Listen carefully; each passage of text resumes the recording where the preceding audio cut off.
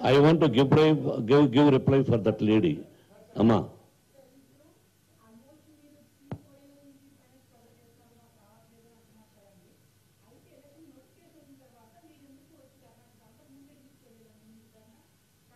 అమ్మా నీకు తెలుగు అర్థం కాలేదా? నీ పేరేంటి?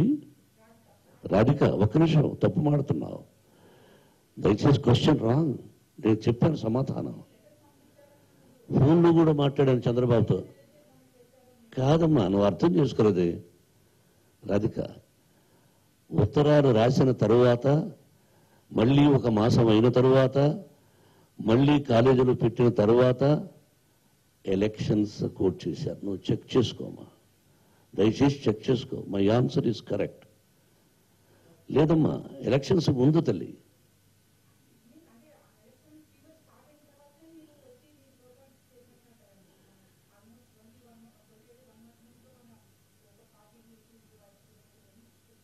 ఎందుకు భయపడాలి? ఎవరికి భయపడాలి? ఎవరిని అడిగి చేయాలి? వైఎస్ఆర్సీపీలో జాయిన్ అవుతుంటే నిన్ను అడగాలనా? నేనంటే నువ్వు కదమ్మా. ఐ మీన్ నాట్ నిన్ను అడగాలనా? ప్రజాస్వామ్యం, నా ఇష్టం. ఏ పార్టీలో చేరొచ్చు. You have right, I have right. పార్టీలో చేరడానికి ఇదెందుకు? ఇవేం చెప్పకుండా ఎప్పుడూ చేరుండొచ్చుగా.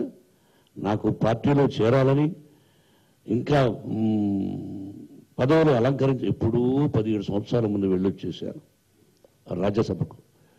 ఏ గుడిలో వచ్చి ప్రమాణం చేయమన్నా చేస్తాను. ఆ రోజు నుంచి కంటిన్యూ అవ్వాలంటే అయి ఉండొచ్చు. బీజేపీకి సపోర్ట్ చేసి 18% వచ్చిన రోజునే నాకు ఏ పదవి ఇస్తారని అడుగునొచ్చు. అద్వానీ గారు ఇంకా బ్రతికే ఉన్నారు. I like him. ఆయన కారులో నన్ను వెంకయ్య నాయుడు గారు కూర్చోబెట్టాడు. చిత్తూరు నుంచి ప్రయాణం మద్రాసుకి. I have seen 2 persons, Mr. Mohan Babu.